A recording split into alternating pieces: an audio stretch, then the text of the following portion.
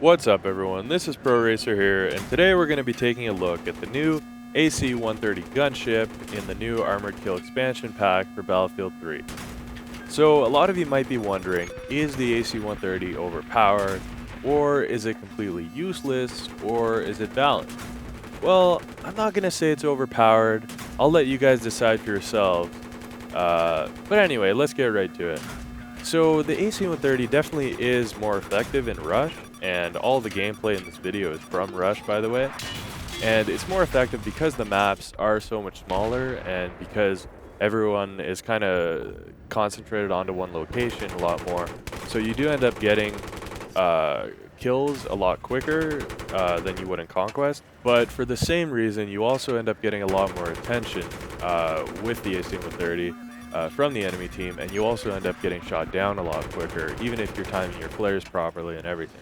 And one thing I've noticed that happens a lot with the AC-130 is you end up dropping your flares at the same time as your fellow gunner because you have two sets of flares, and if you don't have any other way to communicate, like voice for example, you just end up wasting your flares at the same time. And what I'd have to suggest to kind of avoid that, if you can't communicate, like I said, by voice or anything, is try timing your flares as late as you can, because that way, if your gunner does end up dropping, or your fellow gunner there does end up dropping their flares first, you'll be able to kind of figure it out that way and time your flares appropriately to that. But also, by launching your flares later, you have a better chance of stopping more missiles from hitting you, as opposed to, say, as soon as you hear the beep that you're locked onto, or rather that a missile's been fired at you, launching your flares that way, you probably have a better chance of launching your flares later and then stopping more missiles opposed to just the one. What sometimes happens is you end up being the only one in the AC-130 because no one else jumps in. And that kind of has a benefit to it because you can change seats whenever you want to drop the secondary flares.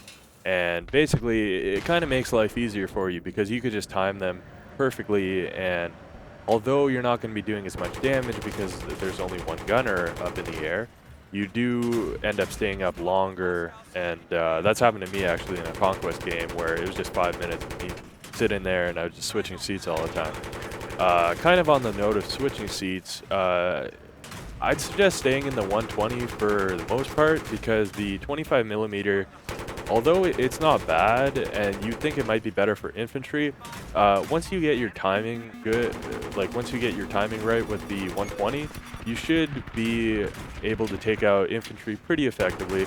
And you'd think like maybe if you shoot the 120 and then quickly switch seats for a few kills with the other gunner, with the 25mm, you might think that's better.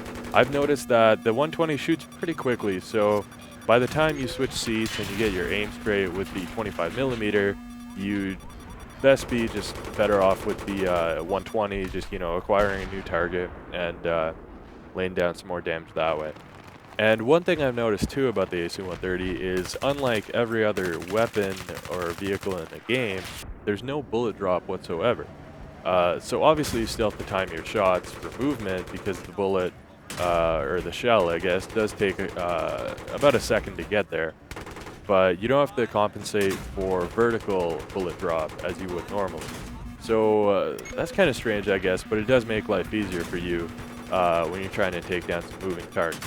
So anyway guys, I'll let you watch the rest of the video and you guys can decide, is it overpowered in Rush? I think it's not too bad. It's borderline. It's borderline, I'd say that. But, I mean, if you do have a good team on the opposite side, they will be able to take you down quite quickly, even if you're dropping your flares well. So, I don't think it's that big of an issue. In Conquest, it's pretty well balanced. I definitely have to say that. But anyway, let us know what you think in the comments below, and make sure to subscribe for more Armored Kill and more Battlefield 3. Thanks for watching, guys.